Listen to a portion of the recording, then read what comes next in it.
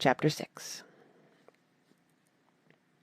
About this time, an ambitious young reporter from New York arrived one morning at Gatsby's door, and asked him if he had anything to say. "Anything to say about what?" inquired Gatsby politely. "Why, any statement to give out." It transpired, after a confused 5 minutes, that the man had heard Gatsby's name around his office in a connection which he either wouldn't reveal or didn't fully understand. This was his day off, and with laudable initiative he had hurried out to see. It was a random shot, and yet the reporter's instinct was right. Gatsby's notoriety, spread about by the hundreds who had accepted his hospitality, and so become authorities on his past, had increased all summer until he fell just short of being news. Contemporary legends, such as the "underground pipeline to Canada," attached themselves to him, and there was one persistent story that he didn't live in a house at all, but in a boat that looked like a house and was moved secretly up and down Long Island shore. Just why these inventions were a source of satisfaction to James Gats of North Dakota isn't easy to say. James Gats. That was really, or at least legally, his name. He had changed it at the age of 17, and at the specific moment that witnessed the beginning of his career, when he saw Dan Cody's yacht drop anchor over the most insidious flat on Lake Superior. It was James Gats who had been loafing along the beach that afternoon in a torn green jersey and a pair of canvas pants, but it was already Jay Gatsby who borrowed a rowboat, pulled out to the Tuolumne, and informed Cody that a wind might catch him and break him up in half an hour. I suppose he'd had the name ready for a long time even then. His parents were shiftless and unsuccessful farm people. His imagination had never really accepted them as his parents at all. The truth was that Jay Gatsby of West Egg, Long Island, sprang from his platonic conception of himself. He was a son of God, a phrase which, if it means anything, means just that, and he must be about his father's business, the service of a vast, vulgar, and meretricious beauty. So he invented just the sort of Jay Gatsby that a 17-year-old boy would be likely to invent, and to this conception he was faithful to the end. For over a year he had been beating his way along the south shore of Lake Superior as a clam digger and a salmon fisher, or in any other capacity that brought him food and bed. His brown, hardening body lived naturally through the half-fierce, half-lazy work of the bracing days. He knew women early, and since they spoiled him, he became contemptuous of them, of young virgins because they were ignorant, of the others because they were hysterical about things which in his overwhelming self-absorption he took for granted. But his heart was in a constant turbulent riot. The most grotesque and fantastic conceits haunted him in his bed at night. A universe of ineffable gaudiness spun itself out in his brain, while the clock ticked on the washstand, and the moon soaked with wet light his tangled clothes upon the floor. Each night he added to the pattern of his fancies until drowsiness closed down upon some vivid scene with an oblivious embrace. For a while these reveries provided an outlet for his imagination. They were a satisfactory hint of the unreality of reality, a promise that the rock of the world was founded securely on a fairy's wing. An instinct toward his future glory had led him, some months before, to the small Lutheran college of St. Olaf in southern Minnesota. He stayed there 2 weeks, dismayed at its ferocious indifference to the drums of his destiny, to destiny itself, and despising the janitor's work with which he was to pay his way through. Then he drifted back to Lake Superior, and he was still searching for something to do on the day that Dan Cody's yacht dropped anchor in the shallows alongshore.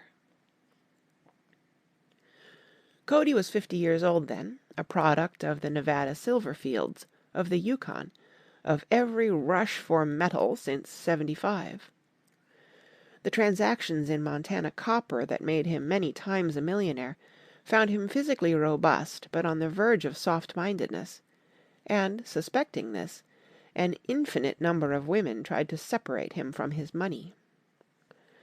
The none too savoury ramifications by which Ella K., the newspaper woman, played Madame de Maintenon to his weakness and sent him to sea in a yacht were common knowledge to the turgid sub-journalism of 1902.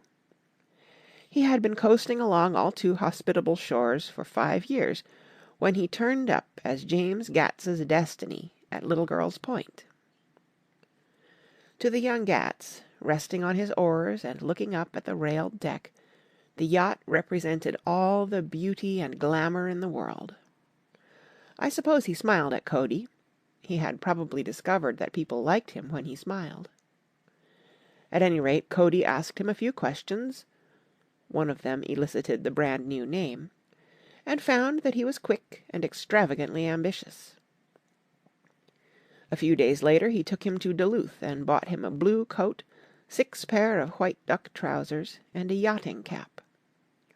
And when the Tuolumne left for the West Indies and the Barbary Coast, Gatsby left too.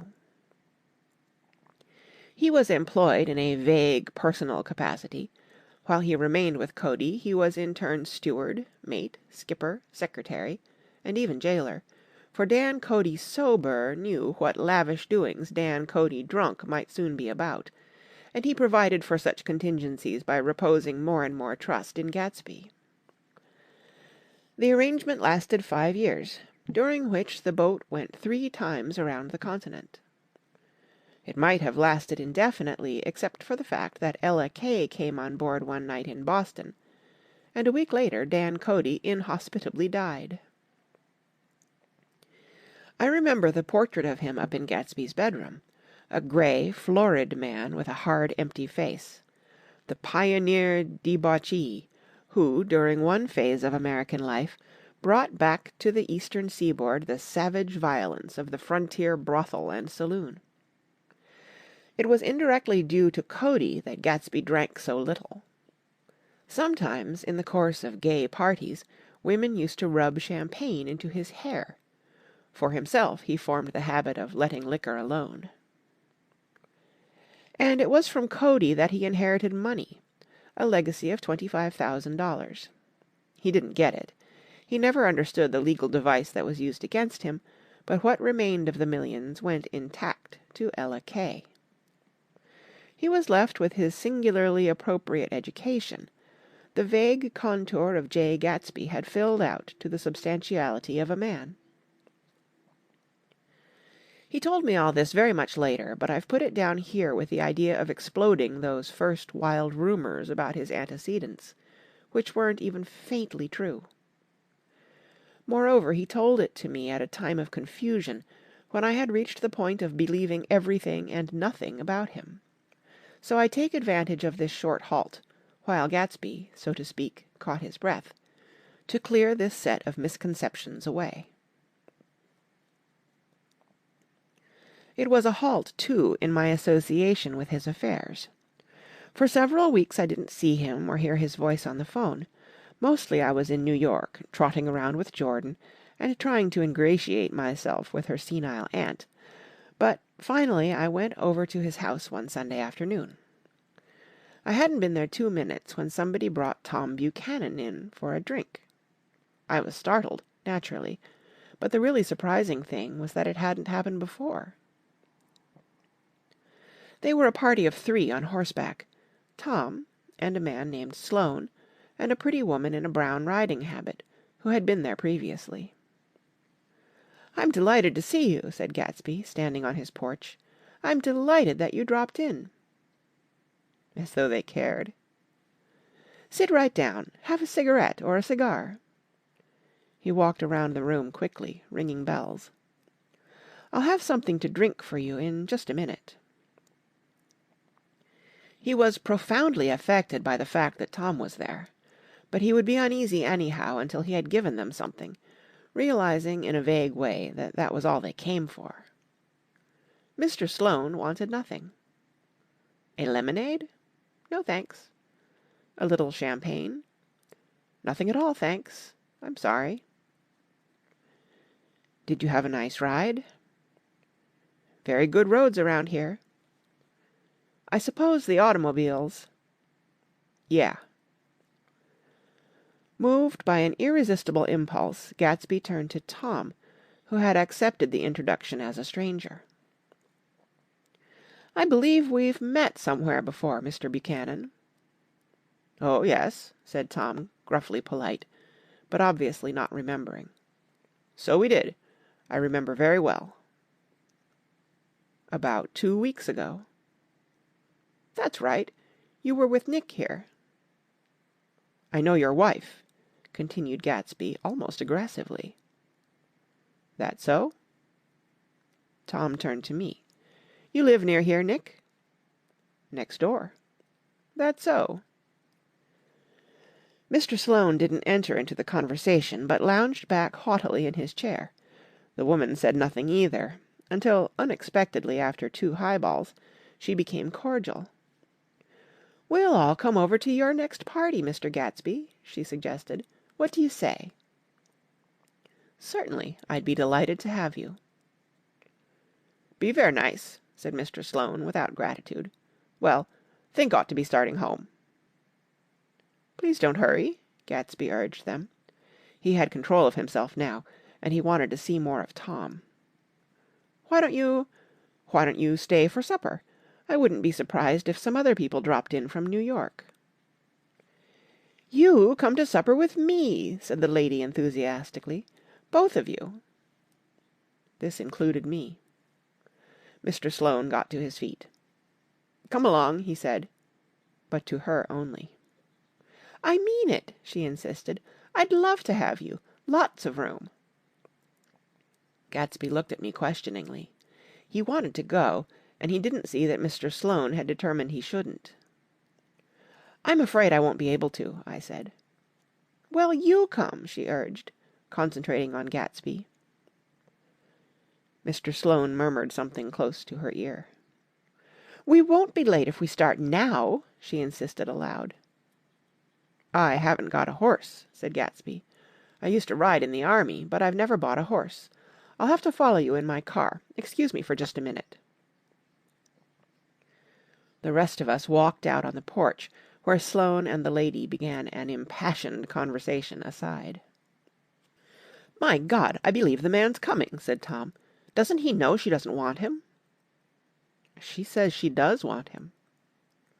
"She has a big dinner party, and he won't know a soul there." He frowned. "I wonder where in the devil he met Daisy. By God, I may be old-fashioned in my ideas, but women run around too much these days to suit me. They meet all kinds of crazy fish."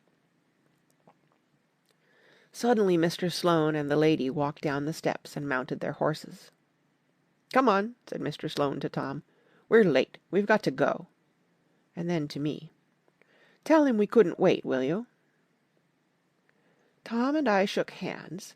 The rest of us exchanged a cool nod, and they trotted quickly down the drive, disappearing under the August foliage just as Gatsby, with hat and light overcoat in hand, came out the front door.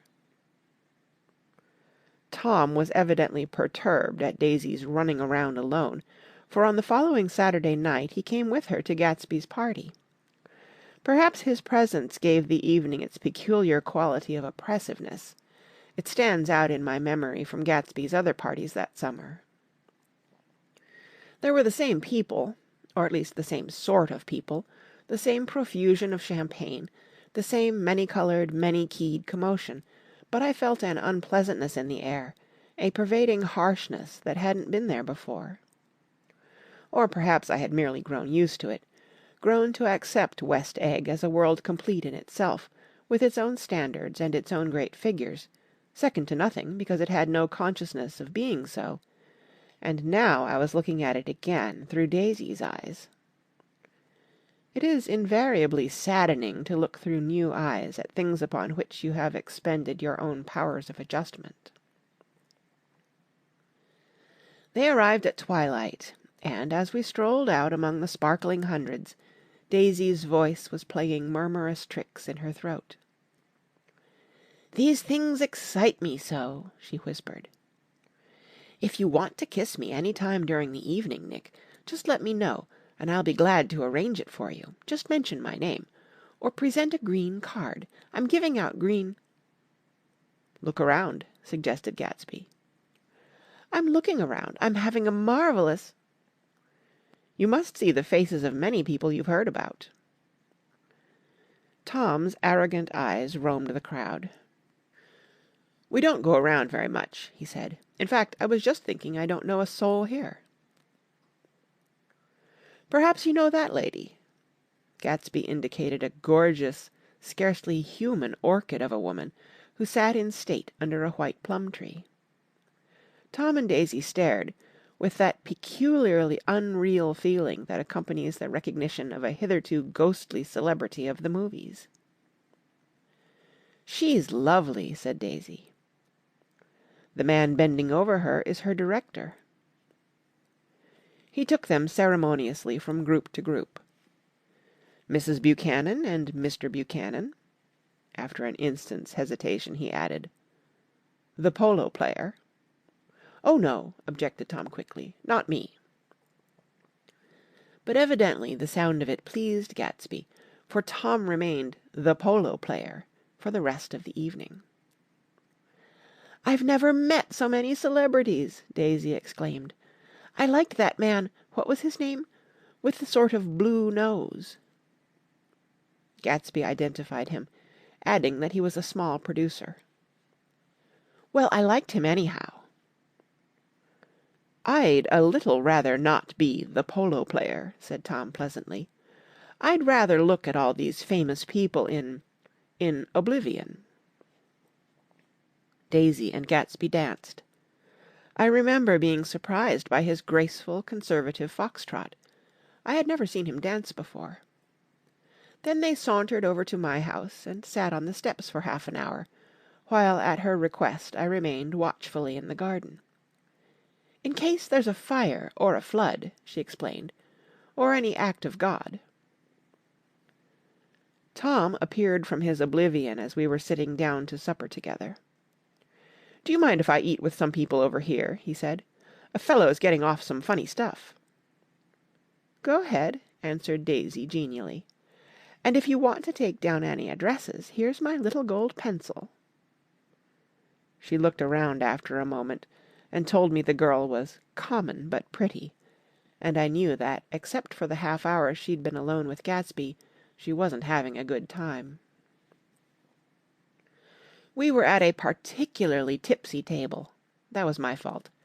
Gatsby had been called to the phone, and I'd enjoyed these same people only 2 weeks before. But what had amused me then turned septic on the air now.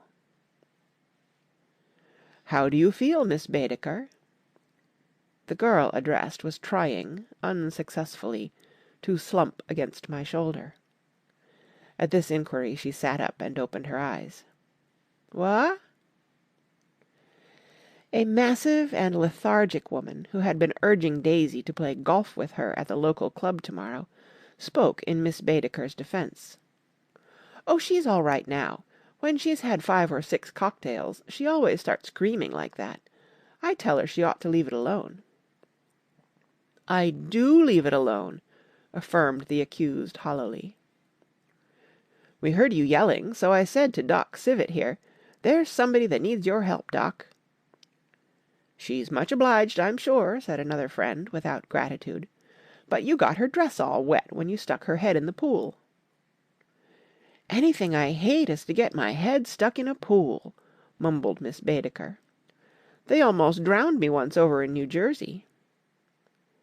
"Then you ought to leave it alone," countered Dr. Civet. "Speak for yourself," cried Miss Baedeker violently. "Your hand shakes. I wouldn't let you operate on me." It was like that. Almost the last thing I remember was standing with Daisy and watching the moving picture director and his star. They were still under the white plum tree, and their faces were touching except for a pale, thin ray of moonlight between. It occurred to me that he had been very slowly bending toward her all evening to attain this proximity, and even while I watched I saw him stoop one ultimate degree and kiss at her cheek. "I like her," said Daisy. "I think she's lovely."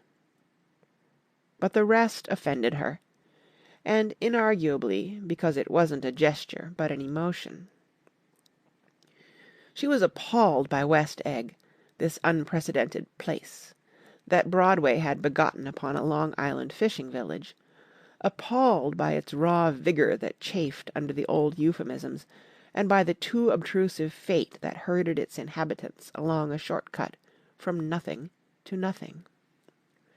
She saw something awful in the very simplicity she failed to understand. I sat on the front steps with them while they waited for their car. It was dark here in front. Only the bright door sent 10 square feet of light volleying out into the soft black morning. Sometimes a shadow moved against a dressing-room blind, gave way to another shadow, an indefinite procession of shadows, who rouged and powdered in an invisible glass. "Who is this Gatsby, anyhow?" demanded Tom suddenly. "Some big bootlegger?" "Where'd you hear that?" I inquired. "I didn't hear it, I imagined it. A lot of these newly rich people are just big bootleggers, you know."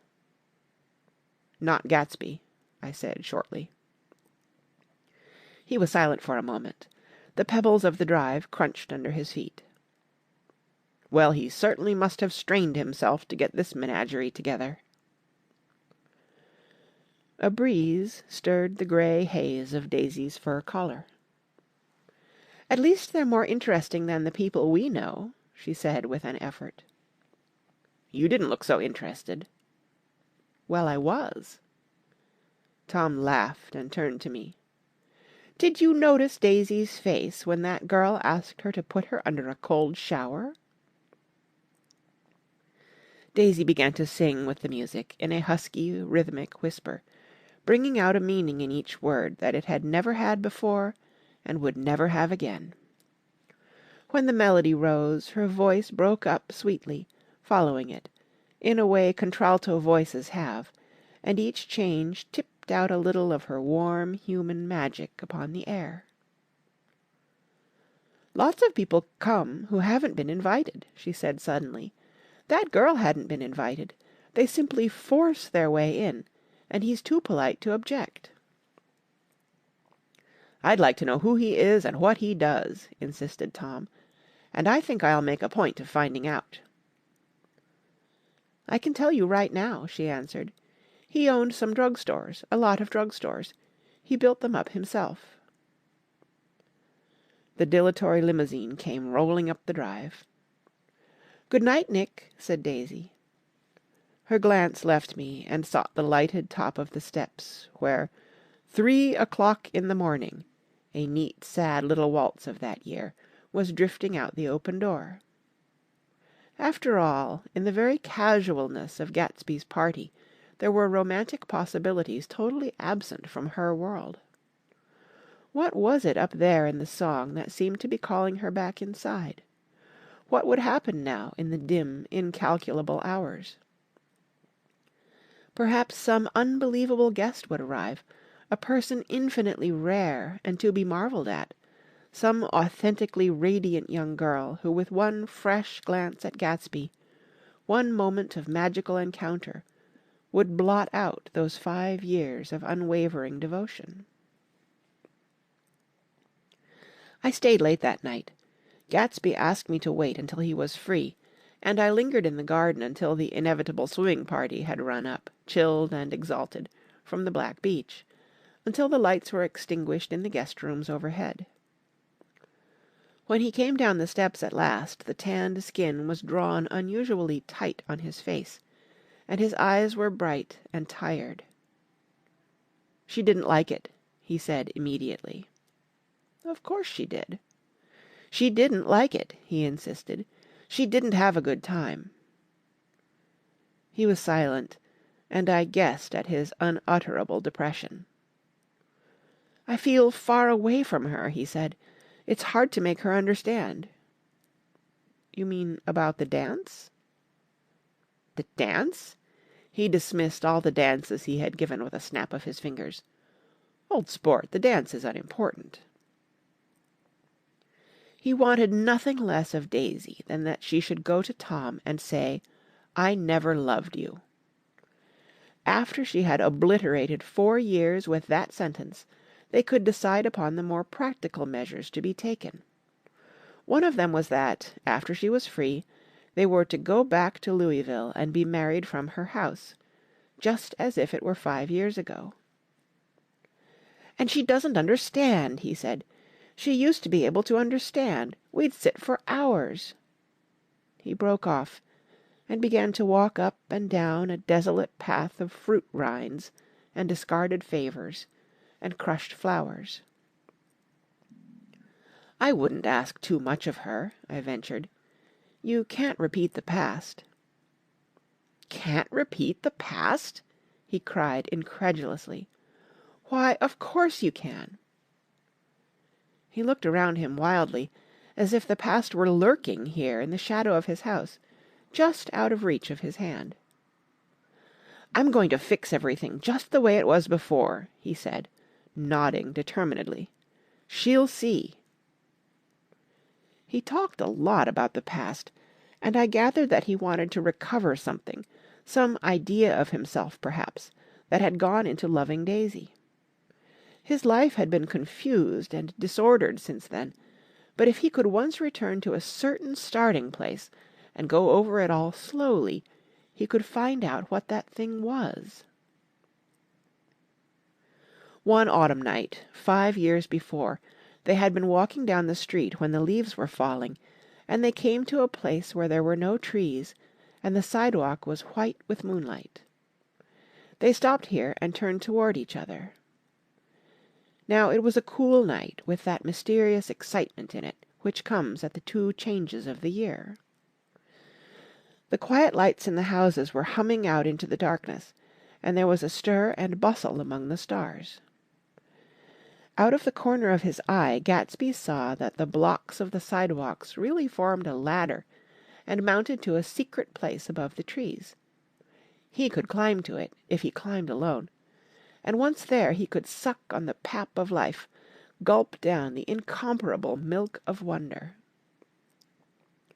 His heart beat faster and faster as Daisy's white face came up to his own. He knew that when he kissed this girl, and forever wed his unutterable visions to her perishable breath, his mind would never romp again like the mind of God. So he waited, listening for a moment longer to the tuning fork that had been struck upon a star. Then he kissed her. At his lips' touch she blossomed for him like a flower, and the incarnation was complete. Through all he said, even through his appalling sentimentality, I was reminded of something, an elusive rhythm, a fragment of lost words that I had heard somewhere a long time ago. For a moment a phrase tried to take shape in my mouth, and my lips parted like a dumb man's, as though there was more struggling upon them than a wisp of startled air. But they made no sound, and what I had almost remembered was uncommunicable forever. End of Chapter 6, read by Kara Schallenberg, www.kray.org, on Thursday, January 14th, 2021, in Union City, California.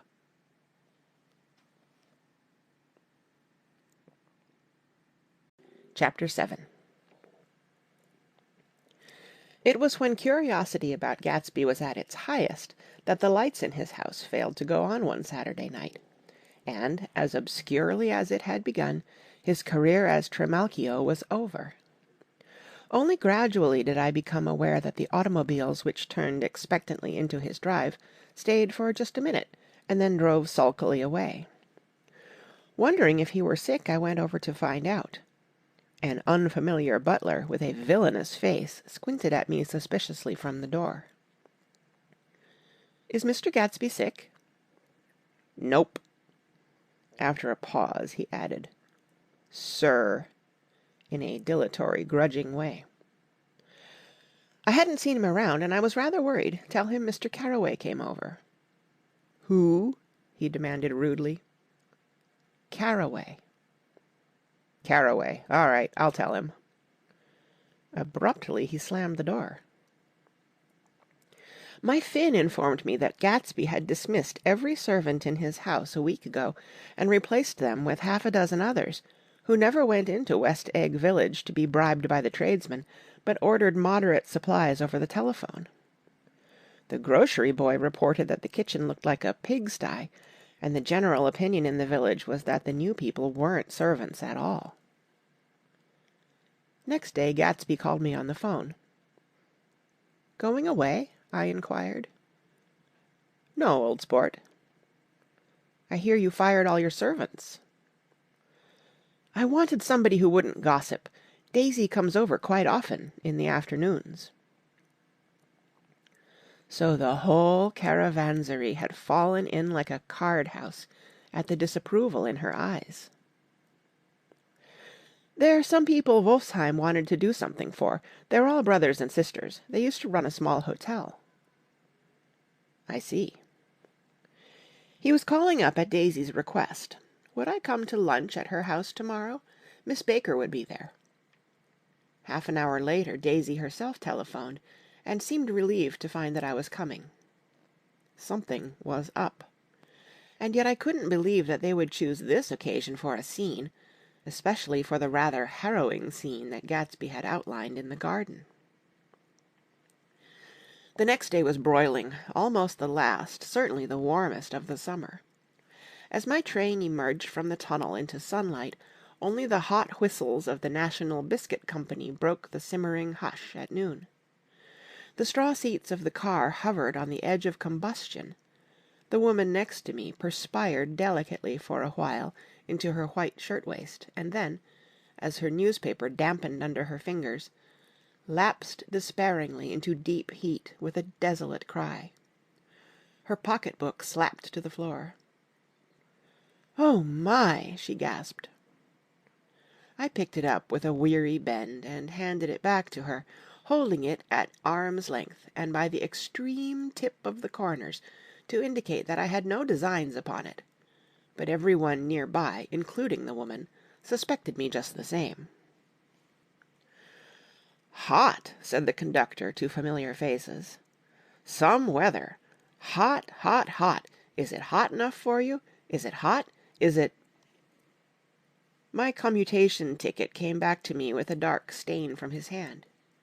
That anyone should care in this heat whose flushed lips he kissed, whose head made damp the pajama pocket over his heart. Through the hall of the Buchanan's house blew a faint wind, carrying the sound of the telephone bell out to Gatsby and me as we waited at the door. "The master's body," roared the butler into the mouthpiece. "I'm sorry, madam, but we can't furnish it. It's far too hot to touch this noon." What he really said was, "Yes, yes, I'll see."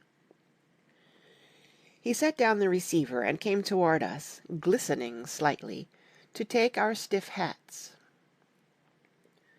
"Madame expects you in the salon," he cried, needlessly indicating the direction. In this heat, every extra gesture was an affront to the common store of life. The room, shadowed well with awnings, was dark and cool. Daisy and Jordan lay upon an enormous couch, like silver idols weighing down their own white dresses against the singing breeze of the fans. "We can't move," they said together. Jordan's fingers, powdered white over their tan, rested for a moment in mine. "And Mr. Thomas Buchanan, the athlete?" I inquired. Simultaneously I heard his voice, gruff, muffled, husky, at the hall telephone. Gatsby stood in the center of the crimson carpet and gazed around with fascinated eyes. Daisy watched him and laughed, her sweet, exciting laugh. A tiny gust of powder rose from her bosom into the air. "The rumor is," whispered Jordan, that that's Tom's girl on the telephone." We were silent. The voice in the hall rose high with annoyance. "Very well, then, I won't sell you the car at all. I'm under no obligations to you at all. And as for your bothering me about it at lunchtime, I won't stand that at all." "Holding down the receiver," said Daisy cynically. "No, he's not," I assured her. "It's a bona fide deal. I happen to know about it." Tom flung open the door, blocked out its space for a moment with his thick body, and hurried into the room. "Mr. Gatsby." He put out his broad, flat hand with well-concealed dislike. "I'm glad to see you, sir. Nick." "Make us a cold drink," cried Daisy. As he left the room again, she got up and went over to Gatsby and pulled his face down, kissing him on the mouth. "You know I love you," she murmured. "You forget there's a lady present," said Jordan. Daisy looked around doubtfully. "You kissed Nick, too." "What a low, vulgar girl." "I don't care," cried Daisy, and began to clog on the brick fireplace. Then she remembered the heat and sat down guiltily on the couch, just as a freshly laundered nurse leading a little girl came into the room. "Blessed precious," she crooned, holding out her arms. "Come to your own mother that loves you." The child, relinquished by the nurse, rushed across the room and rooted shyly into her mother's dress. "The blessed precious! Did mother get powder on your old yellowy hair? Stand up now and say howdy-do." Gatsby and I in turn leaned down and took the small reluctant hand. Afterward he kept looking at the child with surprise. I don't think he had ever really believed in its existence before. "I got dressed before luncheon," said the child, turning eagerly to Daisy. "That's because your mother wanted to show you off." Her face bent into the single wrinkle of the small white neck. "You dream, you absolute little dream." "Yes," admitted the child calmly. "Aunt Jordan's got on a white dress, too." "How do you like mother's friends?" Daisy turned her around so that she faced Gatsby. "Do you think they're pretty?" "Where's Daddy?" "She doesn't look like her father," explained Daisy. "She looks like me. She's got my hair and shape of the face." Daisy sat back upon the couch. The nurse took a step forward and held out her hand. "Come, Pammy." "Good-bye, sweetheart." With a reluctant backward glance, the well-disciplined child held to her nurse's hand and was pulled out the door, just as Tom came back, preceding 4 gin rickeys that clicked full of ice. Gatsby took up his drink. "They certainly look cool," he said, with visible tension. We drank in long, greedy swallows. "I read somewhere that the sun's getting hotter every year," said Tom genially. "It seems that pretty soon the Earth's going to fall into the sun. Or wait a minute, it's just the opposite. The sun's getting colder every year." "Come outside," he suggested to Gatsby. "I'd like you to have a look at the place."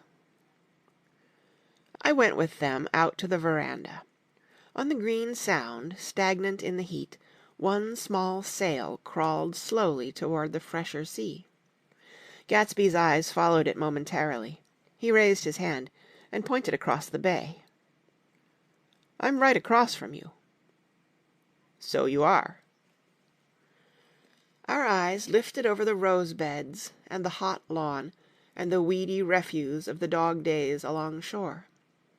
Slowly the white wings of the boat moved against the cool blue limit of the sky. Ahead lay the scalloped ocean and the abounding Blessed Isles. "There's sport for you," said Tom, nodding.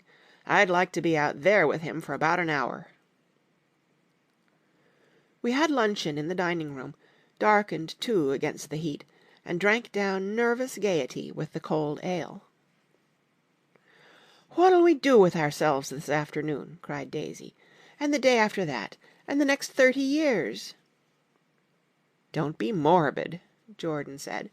Life starts all over again when it gets crisp in the fall. But it's so hot, insisted Daisy, on the verge of tears. And everything's so confused. Let's all go to town. Her voice struggled on through the heat, beating against it, molding its senselessness into forms. I've heard of making a garage out of a stable, Tom was saying to Gatsby, but I'm the first man who ever made a stable out of a garage. Who wants to go to town? Demanded Daisy insistently. Gatsby's eyes floated toward her. Ah, she cried, you look so cool. Their eyes met, and they stared together at each other, alone in space. With an effort, she glanced down at the table. You always look so cool, she repeated. She had told him that she loved him, and Tom Buchanan saw. He was astounded. His mouth opened a little, and he looked at Gatsby, and then back at Daisy, as if he had just recognized her as someone he knew a long time ago. You resemble the advertisement of the Man, she went on innocently. You know the advertisement of the Man. All right, broke in Tom quickly. I'm perfectly willing to go to town. Come on, we're all going to town. He got up, his eyes still flashing between Gatsby and his wife. No one moved. Come on. His temper cracked a little. What's the matter, anyhow? If we're going to town, let's start. His hand, trembling with his effort at self-control, bore to his lips the last of his glass of ale. Daisy's voice got us to our feet and out onto the blazing gravel drive. Are we just going to go? She objected. Like this? Aren't we going to let anyone smoke a cigarette first? Everybody smoked all through lunch. Oh, let's have fun, she begged him. It's too hot to fuss. He didn't answer. Have it your own way, she said. Come on, Jordan. They went upstairs to get ready, while we three men stood there shuffling the hot pebbles with our feet. A silver curve of the moon hovered already in the western sky.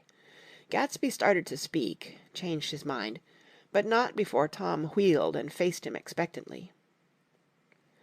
Have you got your stables here? Asked Gatsby with an effort. About 1/4 of a mile down the road. Oh. A pause. I don't see the idea of going to town, broke out Tom savagely. Women get these notions in their heads.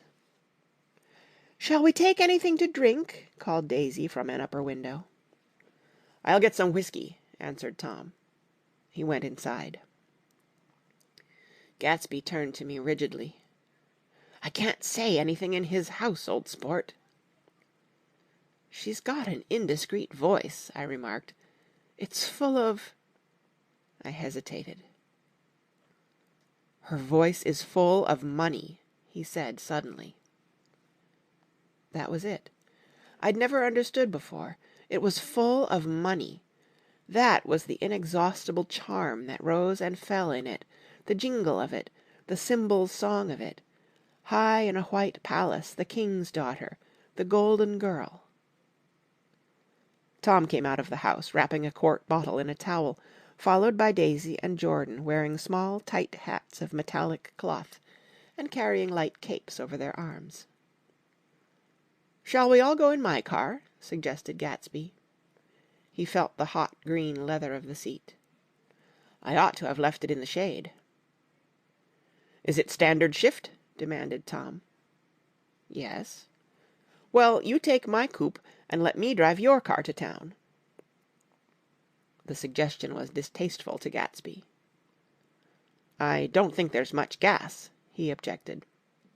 Plenty of gas, said Tom boisterously. He looked at the gauge. And if it runs out, I can stop at a drugstore. You can buy anything at a drugstore nowadays. A pause followed this apparently pointless remark.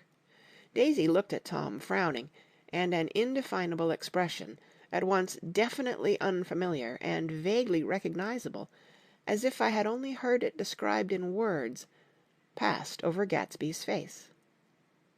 "Come on, Daisy," said Tom, pressing her with his hand toward Gatsby's car. "I'll take you in this circus wagon." He opened the door, but she moved out of the circle of his arm. "You take Nick and Jordan. We'll follow you in the coupe." She walked close to Gatsby, touching his coat with her hand. Jordan and Tom and I got into the front seat of Gatsby's car. Tom pushed the unfamiliar gears tentatively, and we shot off into the oppressive heat, leaving them out of sight behind. "Did you see that?" demanded Tom. "See what?" He looked at me keenly, realizing that Jordan and I must have known all along. "You think I'm pretty dumb, don't you?" he suggested. "Perhaps I am, but I have almost a second sight, sometimes, that tells me what to do. Maybe you don't believe that, but science—" He paused. The immediate contingency overtook him, pulled him back from the edge of the theoretical abyss. "I've made a small investigation of this fellow," he continued. "I could have gone deeper if I'd known." "Do you mean you've been to a medium?" inquired Jordan humorously. "What?" Confused, he stared at us as we laughed. "A medium?" "About Gatsby." "About Gatsby? No, I haven't. I said I'd been making a small investigation of his past." "And you found he was an Oxford man," said Jordan helpfully. "An Oxford man!" He was incredulous. "Like hell he is. He wears a pink suit." "Nevertheless, he's an Oxford man." "Oxford, New Mexico," snorted Tom contemptuously. "Or something like that." "Listen, Tom, if you're such a snob, why did you invite him to lunch?" demanded Jordan crossly. "Daisy invited him. She knew him before we were married, God knows where." We were all irritable now with the fading ale, and aware of it, we drove for a while in silence. Then, as Dr. T.J. Eckelberg's faded eyes came into sight down the road, I remembered Gatsby's caution about gasoline. "We've got enough to get us to town," said Tom. "But there's a garage right here," objected Jordan. "I don't want to get stalled in this baking heat." Tom threw on both brakes impatiently, and we slid to an abrupt, dusty stop under Wilson's sign. After a moment the proprietor emerged from the interior of his establishment and gazed hollow-eyed at the car. "Let us have some gas," cried Tom roughly.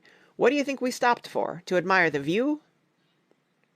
"I'm sick," said Wilson, without moving. "Been sick all day." "What's the matter?" "I'm all run down." "Well, shall I help myself?" Tom demanded. "You sounded well enough on the phone." With an effort, Wilson left the shade and support of the doorway and, breathing hard, unscrewed the cap of the tank. In the sunlight his face was green.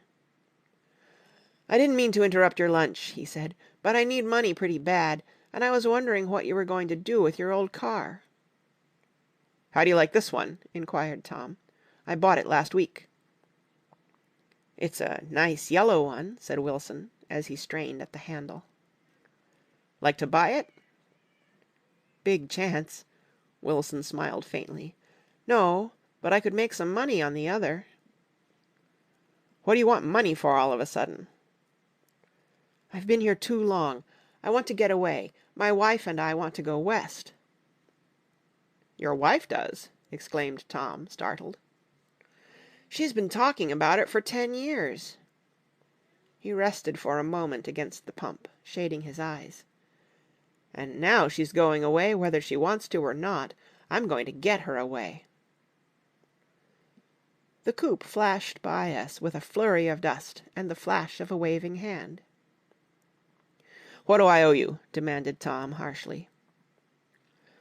"I just got wised up to something funny the last 2 days," remarked Wilson. "That's why I want to get away. That's why I been bothering you about the car."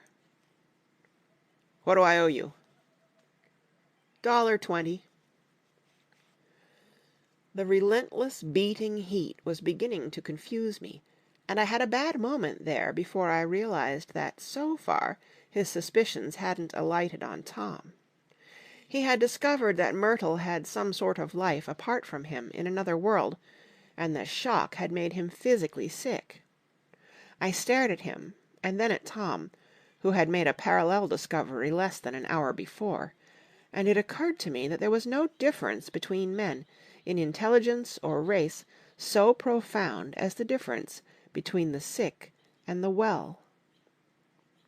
Wilson was so sick that he looked guilty, unforgivably guilty, as if he had just got some poor girl with child. "I'll let you have that car," said Tom. "I'll send it over tomorrow afternoon." That locality was always vaguely disquieting, even in the broad glare of afternoon, and now I turned my head as though I had been warned of something behind. Over the ash heaps the giant eyes of Dr. T.J. Eckelberg kept their vigil, but I perceived, after a moment, that other eyes were regarding us with peculiar intensity from less than 20 feet away. In one of the windows over the garage the curtains had been moved aside a little, and Myrtle Wilson was peering down at the car.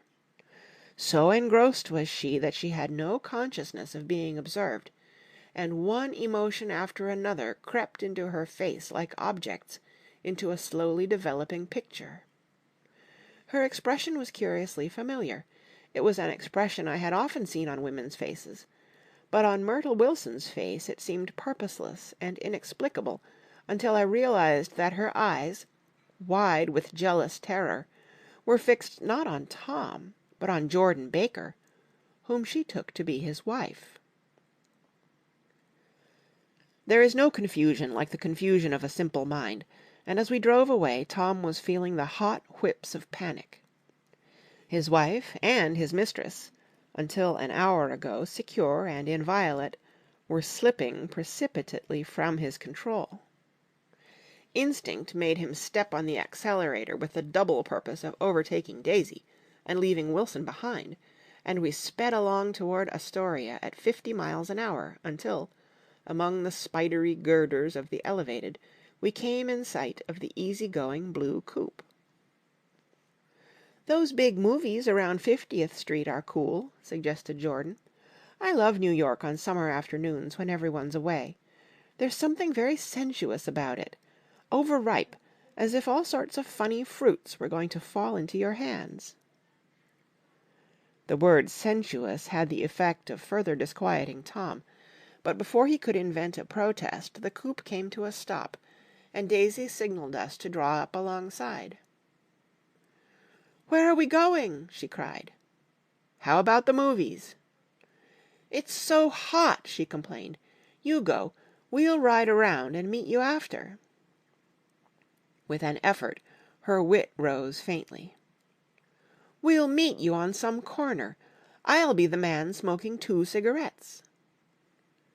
"We can't argue about it here," Tom said impatiently, as a truck gave out a cursing whistle behind us.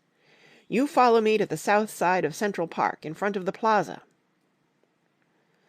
Several times he turned his head and looked back for their car, and if the traffic delayed them, he slowed up until they came into sight. I think he was afraid they would dart down a side street and out of his life forever. But they didn't. And we all took the less explicable step of engaging the parlor of a suite in the Plaza Hotel. The prolonged and tumultuous argument that ended by herding us into that room eludes me, though I have a sharp physical memory that, in the course of it, my underwear kept climbing like a damp snake around my legs, and intermittent beads of sweat raced cool across my back. The notion originated with Daisy's suggestion that we hire 5 bathrooms and take cold baths, and then assumed more tangible form as a place to have a mint julep. Each of us said over and over that it was a crazy idea. We all talked at once to a baffled clerk and thought, or pretended to think, that we were being very funny. The room was large and stifling, and though it was already 4 o'clock, opening the windows admitted only a gust of hot shrubbery from the park. Daisy went to the mirror and stood with her back to us, fixing her hair. "It's a swell suite," whispered Jordan respectfully, and everyone laughed. "Open another window," commanded Daisy, without turning around. "There aren't any more." "Well, we'd better telephone for an axe." "The thing to do is to forget about the heat," said Tom impatiently. "You make it 10 times worse by crabbing about it." He unrolled the bottle of whiskey from the towel and put it on the table. "Why not let her alone, old sport?" remarked Gatsby. "You're the one that wanted to come to town." There was a moment of silence. The telephone book slipped from its nail and splashed to the floor, whereupon Jordan whispered, "Excuse me," but this time no one laughed. "I'll pick it up," I offered. "I've got it." Gatsby examined the parted string, muttered "Hum" in an interested way, and tossed the book on a chair. "That's a great expression of yours, isn't it?" said Tom sharply. "What is?" "All this old sport business. Where'd you pick that up?" "Now see here, Tom," said Daisy, turning around from the mirror. "If you are going to make personal remarks, I won't stay here a minute.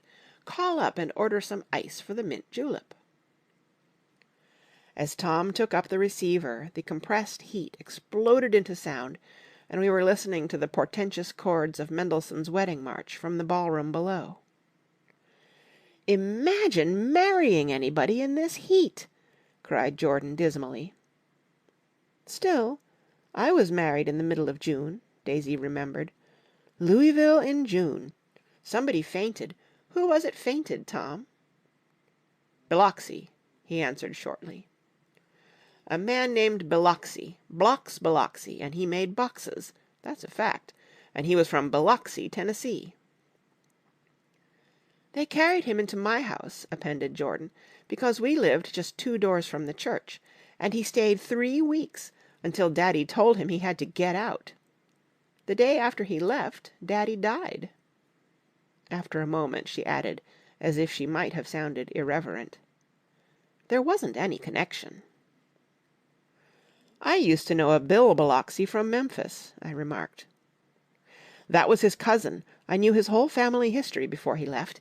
He gave me an aluminum putter that I use today." The music had died down as the ceremony began, and now a long cheer floated in at the window, followed by intermittent cries of "Yay!" and finally by a burst of jazz as the dancing began. "We're getting old," said Daisy. "If we were young, we'd rise and dance." "Remember Biloxi," Jordan warned her. "Where'd you know him, Tom?" "Biloxi?" He concentrated with an effort. "I didn't know him. He was a friend of Daisy's." "He was not," she denied. "I'd never seen him before. He came down in the private car." "Well, he said he knew you. He said he was raised in Louisville. Asa Bird brought him around at the last minute and asked if we had room for him." Jordan smiled. "He was probably bumming his way home. He told me he was president of your class at Yale." Tom and I looked at each other blankly. "Biloxi? First place, we didn't have any president." Gatsby's foot beat a short, restless tattoo, and Tom eyed him suddenly. "By the way, Mr. Gatsby, I understand you're an Oxford man." "Not exactly." "Oh, yes, I understand you went to Oxford." "Yes, I went there." A pause. Then Tom's voice, incredulous and insulting. "You must have gone there about the time Biloxi went to New Haven." Another pause. A waiter knocked and came in with crushed mint and ice, but the silence was unbroken by his "Thank you," and the soft closing of the door. This tremendous detail was to be cleared up at last. "I told you I went there," said Gatsby. "I heard you, but I'd like to know when." "It was in 1919. I only stayed 5 months. That's why I can't really call myself an Oxford man."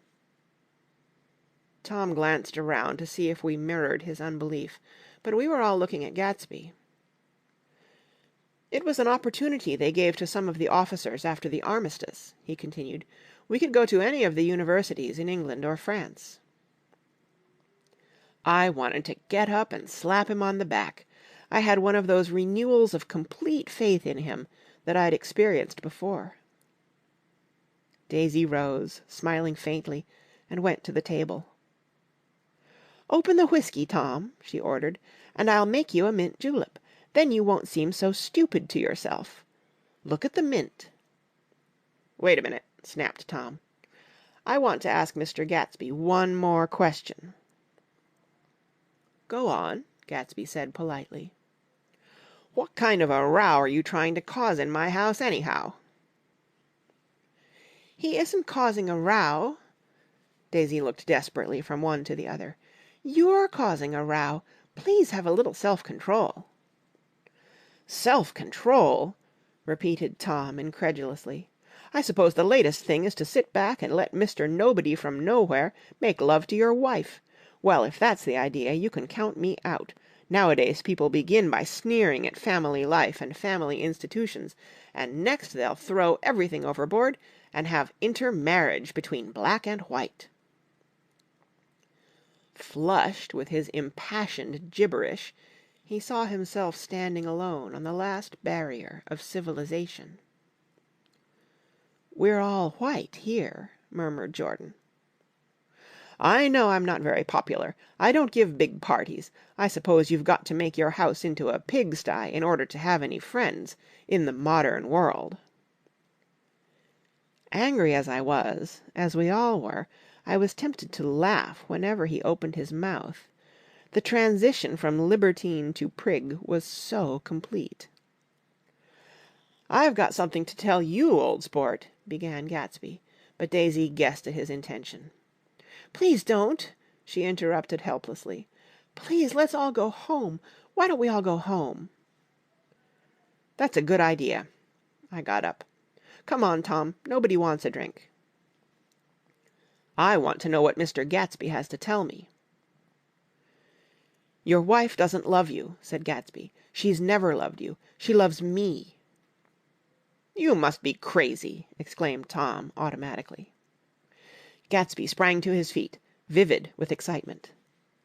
"She never loved you. Do you hear?" she cried.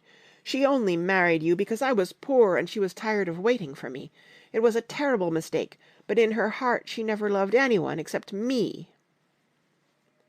At this point Jordan and I tried to go, but Tom and Gatsby insisted with competitive firmness that we remain, as though neither of them had anything to conceal, and it would be a privilege to partake vicariously of their emotions. "Sit down, Daisy." Tom's voice groped unsuccessfully for the paternal note. "What's been going on? I want to hear all about it." "I told you what's been going on," said Gatsby. "Going on for 5 years, and you didn't know." Tom turned to Daisy sharply. "You've been seeing this fellow for 5 years?" "Not seeing," said Gatsby. "No, we couldn't meet. But both of us loved each other all that time, old sport, and you didn't know. I used to laugh sometimes." But there was no laughter in his eyes. "To think that you didn't know." "Oh, that's all." Tom tapped his thick fingers together like a clergyman and leaned back in his chair. "You're crazy," he exploded. "I can't speak about what happened 5 years ago, because I didn't know Daisy then. And I'll be damned if I see how you got within a mile of her unless you brought the groceries to the back door. But all the rest of that's a goddamned lie. Daisy loved me when she married me, and she loves me now."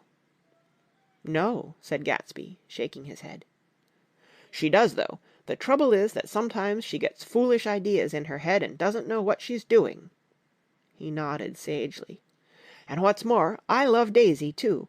Once in a while I go off on a spree and make a fool of myself, but I always come back, and in my heart I love her all the time." "You're revolting," said Daisy. She turned to me, and her voice, dropping an octave lower, filled the room with thrilling scorn. "Do you know why we left Chicago? I'm surprised that they didn't treat you to the story of that little spree." Gatsby walked over and stood beside her. "Daisy, that's all over now," he said earnestly. "It doesn't matter any more. Just tell him the truth, that you never loved him, and it's all wiped out forever." She looked at him blindly. "Why, how could I love him, possibly?" "You never loved him." She hesitated. Her eyes fell on Jordan and me with a sort of appeal, as though she realized at last what she was doing, and as though she had never, all along, intended doing anything at all. But it was done now. It was too late. "I never loved him," she said, with perceptible reluctance. "Not at Kapiolani?" demanded Tom suddenly. "No." From the ballroom beneath, muffled and suffocating chords were drifting up on hot waves of air. "Not that day I carried you down from the punch bowl to keep your shoes dry?" There was a husky tenderness in his tone. "Daisy?" "Please don't." Her voice was cold, but the rancor had gone from it. She looked at Gatsby. "There, Jay," she said, but her hand as she tried to light a cigarette was trembling. Suddenly she threw the cigarette and the burning match on the carpet. "Oh, you want too much!" she cried to Gatsby. "I love you now. Isn't that enough? I can't help what's past." She began to sob helplessly. "I did love him once, but I loved you too." Gatsby's eyes opened and closed. "You loved me too?" he repeated. "Even that's a lie," said Tom savagely. "She didn't know you were alive. Why, there are things between Daisy and me that you'll never know, things that neither of us can ever forget." The words seemed to bite physically into Gatsby. "I want to speak to Daisy alone," he insisted. "She's all excited now." "Even alone I can't say I never loved Tom," she admitted in a pitiful voice. "It wouldn't be true." "Of course it wouldn't," agreed Tom. She turned to her husband. "As if it mattered to you," she said. "Of course it matters. I'm going to take better care of you from now on." "You don't understand," said Gatsby with a touch of panic. "You're not going to take care of her any more." "I'm not?" Tom opened his eyes wide and laughed. He could afford to control himself now. "Why's that?" "Daisy's leaving you." "Nonsense." "I am, though," she said with a visible effort. "She's not leaving me." Tom's words suddenly leaned down over Gatsby. "Certainly not for a common swindler who'd have to steal the ring he put on her finger." "Oh, I won't stand this," cried Daisy. "Oh, please, let's get out." "Who are you, anyhow?" broke out Tom. "You're one of that bunch that hangs around with Meyer Wolfsheim. That much I happen to know. I've made a little investigation into your affairs, and I'll carry it further tomorrow." "You can suit yourself about that, old sport," said Gatsby steadily. "I found out what your drug stores were." He turned to us and spoke rapidly. "He and this Wolfsheim bought up a lot of side street drug stores here and in Chicago and sold grain alcohol over the counter. That's one of his little stunts. I picked him for a bootlegger the first time I saw him, and I wasn't far wrong." "What about it?" said Gatsby, politely. "I guess your friend Walter Chase wasn't too proud to come in on it." "And you left him in the lurch, didn't you? You let him go to jail for a month over in New Jersey. God, you ought to hear Walter on the subject of you." "He came to us dead broke. He was very glad to pick up some money, old sport." "Don't you call me old sport," cried Tom. Gatsby said nothing. "Walter could have you up on the betting laws, too, but Wolfsheim scared him into shutting his mouth." That unfamiliar yet recognizable look was back again in Gatsby's face. "That drugstore business was just small change," continued Tom slowly. But you've got something on now that Walter's afraid to tell me about." I glanced at Daisy, who was staring terrified between Gatsby and her husband, and at Jordan, who had begun to balance an invisible but absorbing object on the tip of her chin. Then I turned back to Gatsby, and was startled at his expression. He looked, and this is said in all contempt for the babbled slander of his garden, as if he had killed a man. For a moment the set of his face could be described in just that fantastic way. It passed, and he began to talk excitedly to Daisy, denying everything, defending his name against accusations that had not been made. But with every word she was drawing further and further into herself, so he gave that up, and only the dead dream fought on as the afternoon slipped away, trying to touch what was no longer tangible, struggling unhappily, undespairingly, toward that lost voice across the room. The voice begged again to go. "Please, Tom, I can't stand this any more." Her frightened eyes told that whatever intentions, whatever courage she had had, were definitely gone. "You two start on home, Daisy," said Tom, "in Mr. Gatsby's car." She looked at Tom, alarmed now, but he insisted with magnanimous scorn. "Go on. He won't annoy you. I think he realizes that his presumptuous little flirtation is over." They were gone, without a word, snapped out, made accidental, isolated, like ghosts even from our pity. After a moment Tom got up and began wrapping the unopened bottle of whiskey in the towel. "Want any of this stuff, Jordan? Nick?" I didn't answer. "Nick?" he asked again. "What?" "Want any?" "No. I just remembered that today is my birthday." I was 30. Before me stretched the portentous, menacing road of a new decade. It was 7 o'clock when we got into the coupe with him and started for Long Island. Tom talked incessantly, exulting and laughing, but his voice was as remote from Jordan and me as the foreign clamor on the sidewalk or the tumult of the elevated overhead. Human sympathy has its limits, and we were content to let all their tragic arguments fade with the city lights behind. 30.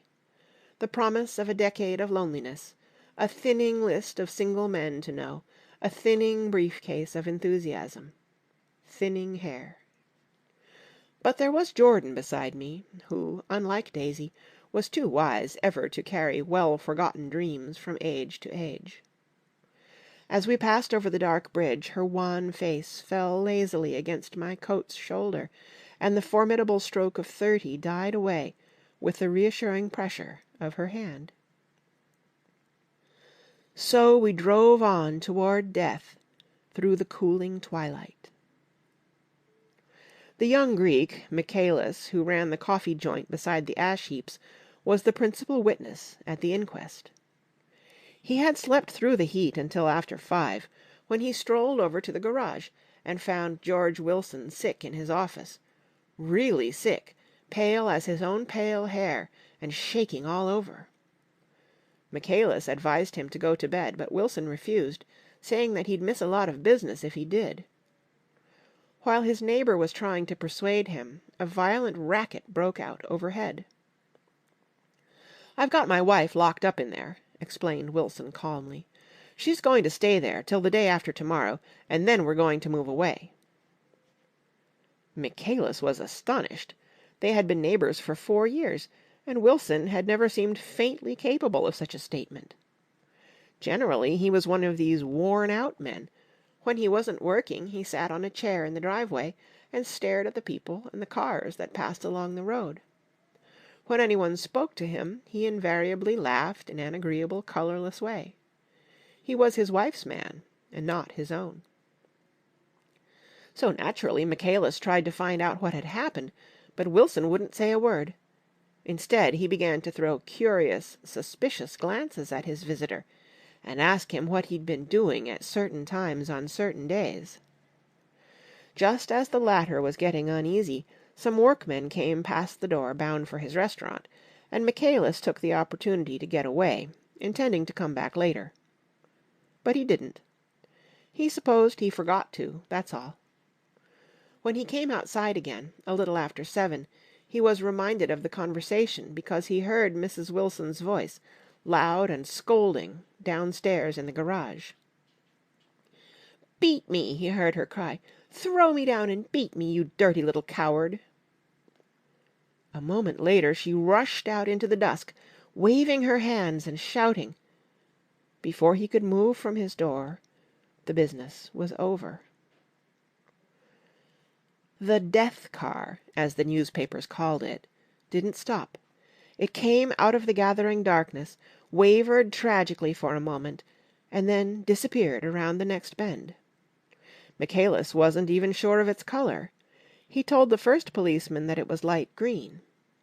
The other car, the one going toward New York, came to rest 100 yards beyond, and its driver hurried back to where Myrtle Wilson, her life violently extinguished, knelt in the road and mingled her thick, dark blood with the dust. Michaelis and this man reached her first, but when they had torn open her shirtwaist, still damp with perspiration, they saw that her left breast was swinging loose like a flap, and there was no need to listen for the heart beneath. The mouth was wide open and ripped at the corners, as though she had choked a little in giving up the tremendous vitality she had stored so long. We saw the 3 or 4 automobiles and the crowd when we were still some distance away. "Wreck," said Tom. "That's good. Wilson'll have a little business at last." He slowed down, but still without any intention of stopping, until, as we came nearer, the hushed, intent faces of the people at the garage door made him automatically put on the brakes. "We'll take a look," he said doubtfully. "Just a look." I became aware now of a hollow, wailing sound which issued incessantly from the garage, a sound which, as we got out of the coupe and walked toward the door, resolved itself into the words, "Oh, my God!" uttered over and over in a gasping moan. "There's some bad trouble here," said Tom excitedly. He reached up on tiptoes and peered over a circle of heads into the garage, which was lit only by a yellow light in a swinging wire basket overhead. Then he made a harsh sound in his throat, and with a violent thrusting movement of his powerful arms, pushed his way through. The circle closed up again with a running murmur of expostulation. It was a minute before I could see anything at all. Then new arrivals deranged the line, and Jordan and I were pushed suddenly inside. Myrtle Wilson's body, wrapped in a blanket, and then in another blanket, as though she suffered from a chill in the hot night, lay on a work table by the wall, and Tom, with his back to us, was bending over it, motionless. Next to him stood a motorcycle policeman taking down names, with much sweat and correction, in a little book. At first I couldn't find the source of the high, groaning words that echoed clamorously through the bare garage. Then I saw Wilson standing on the raised threshold of his office, swaying back and forth, and holding to the doorposts with both hands. Some man was talking to him in a low voice, and attempting, from time to time, to lay a hand on his shoulder, but Wilson neither heard nor saw. His eyes would drop slowly from the swinging light to the laden table by the wall, and then jerk back to the light again, and he gave out incessantly his high, horrible call. "Oh, my God! Oh, my God! Oh, God! Oh, my God!" Presently Tom lifted his head with a jerk, and, after staring around the garage with glazed eyes, addressed a mumbled, incoherent remark to the policeman. "M-A-Y," the policeman was saying. "O—" "No, R," corrected the man. "M-A-Y-R-O." "Listen to me," muttered Tom fiercely. R, said the policeman. O. G. G. He looked up as Tom's broad hand fell sharply on his shoulder. What you want, fella? What happened? That's what I want to know. Auto hit her. Instantly killed. Instantly killed, repeated Tom, staring. She ran out in a road. Son of a bitch didn't even stop his car. There was 2 cars, said Michaelis. One comin', one goin', see? Going where? Asked the policeman keenly. One going each way. Well, she... His hand rose toward the blankets, but stopped halfway and fell to his side. She ran out there, and the one comin' from New York knocked right into her, goin' 30 or 40 miles an hour. What's the name of this place here? Demanded the officer. Hasn't got any name. A pale, well-dressed Negro stepped near. It was a yellow car, he said. Big yellow car, new. See the accident? Asked the policeman. No, but the car passed me down the road, going faster than 40, going 50, 60. Come here and let's have your name. Look out now, I want to get his name. Some words of this conversation must have reached Wilson, swaying in the office door, for suddenly a new theme found voice among his gasping cries. You don't have to tell me what kind of car it was. I know what kind of car it was. Watching Tom, I saw the wad of muscle back of his shoulder tighten under his coat. He walked quickly over to Wilson, and, standing in front of him, seized him firmly by the upper arms. You've got to pull yourself together, he said with soothing gruffness. Wilson's eyes fell upon Tom. He started up on his tiptoes, and then would have collapsed to his knees had not Tom held him upright. Listen, said Tom, shaking him a little. I just got here a minute ago from New York. I was bringing you that coupe we've been talking about. That yellow car I was driving this afternoon wasn't mine, do you hear? I haven't seen it all afternoon. Only the Negro and I were near enough to hear what he said, but the policeman caught something in the tone and looked over with truculent eyes. What's all that? He demanded. I'm a friend of his. Tom turned his head, but kept his hands firm on Wilson's body. He says he knows the car that did it. It was a yellow car. Some dim impulse moved the policeman to look suspiciously at Tom. And what color's your car? It's a blue car, a coupe. We've come straight from New York, I said. Someone who had been driving a little behind us confirmed this, and the policeman turned away. Now, if you'll let me have that name again correct... Picking up Wilson like a doll, Tom carried him into the office, set him down in a chair, and came back. If somebody'll come here and sit with him, he snapped authoritatively. He watched while the 2 men standing closest glanced at each other and went unwillingly into the room.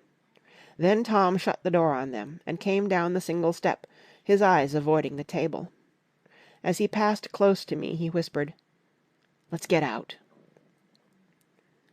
Self-consciously, with his authoritative arms breaking the way, we pushed through the still-gathering crowd, passing a hurried doctor, case in hand, who had been sent for in wild hope half an hour ago.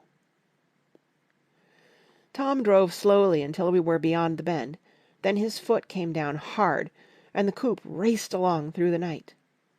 In a little while I heard a low, husky sob, and saw that the tears were overflowing down his face. "The God-damned coward!" he whimpered. "He didn't even stop his car!" The Buchanan's house floated suddenly toward us through the dark, rustling trees. Tom stopped beside the porch and looked up at the second floor, where 2 windows bloomed with light among the vines. "Daisy's home," he said. As we got out of the car, he glanced at me and frowned slightly.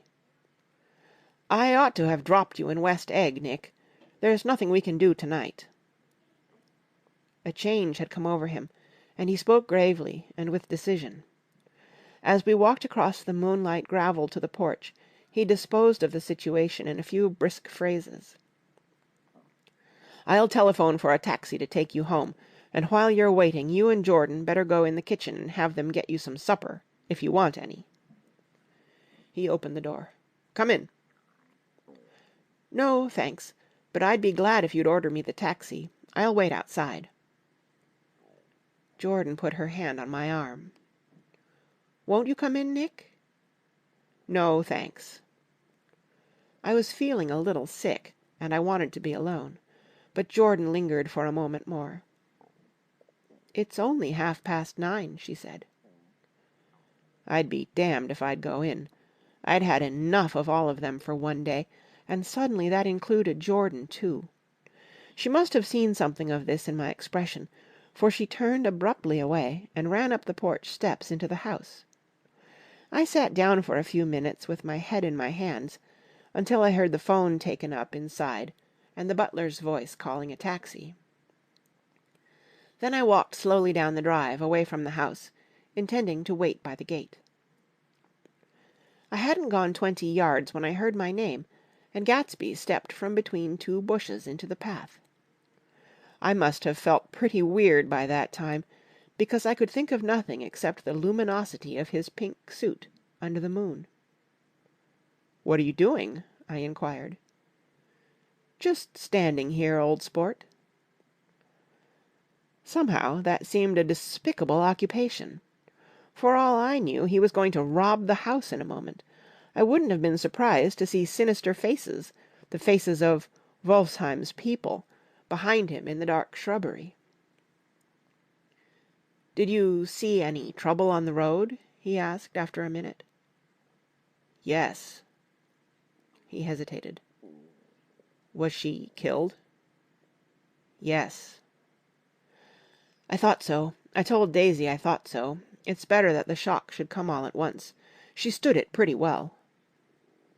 He spoke as if Daisy's reaction was the only thing that mattered. "I got to West Egg by a side road," he went on, "and left the car in my garage. I don't think anybody saw us, but of course I can't be sure." I disliked him so much by this time that I didn't find it necessary to tell him he was wrong. "Who was the woman?" he inquired. "Her name was Wilson. Her husband owns the garage. How the devil did it happen?" "Well, I tried to swing the wheel." He broke off, and suddenly I guessed at the truth. "Was Daisy driving?" "Yes," he said after a moment. "But of course I'll say I was. You see, when we left New York she was very nervous, and she thought it would steady her to drive. And this woman rushed out at us just as we were passing a car coming the other way. It all happened in a minute, but it seemed to me that she wanted to speak to us, thought we were somebody she knew. Well, first Daisy turned away from the woman toward the other car, and then she lost her nerve and turned back.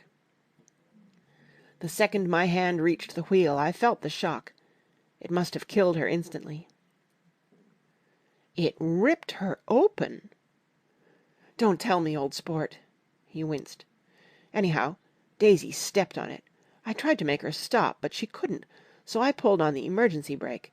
Then she fell over into my lap, and I drove on." "She'll be all right tomorrow," he said presently. "I'm just going to wait here and see if he tries to bother her about that unpleasantness this afternoon. She's locked herself into her room, and if he tries any brutality she's going to turn the light out and on again." "He won't touch her," I said. "He's not thinking about her." "I don't trust him, old sport." "How long are you going to wait?" "All night, if necessary. Anyhow, till they all go to bed."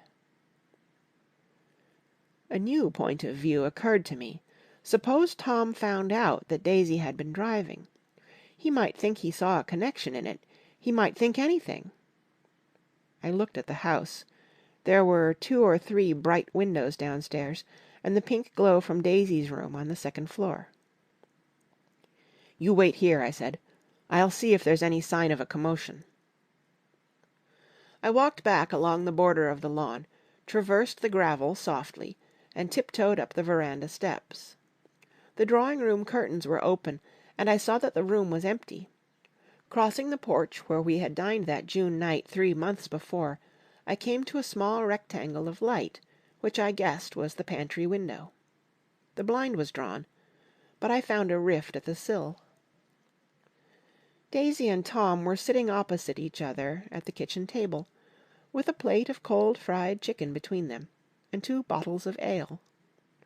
He was talking intently across the table at her, and in his earnestness his hand had fallen upon and covered her own. Once in a while she looked up at him, and nodded in agreement.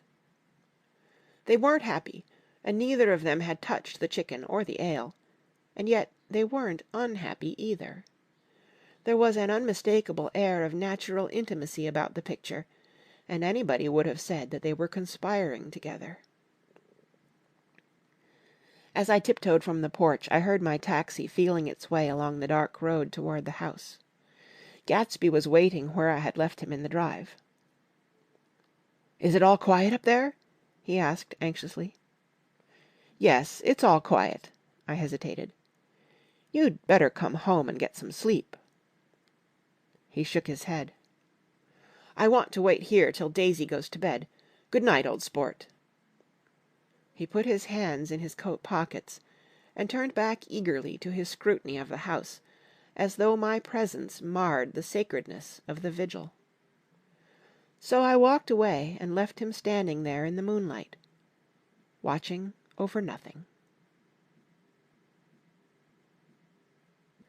End of Chapter 7.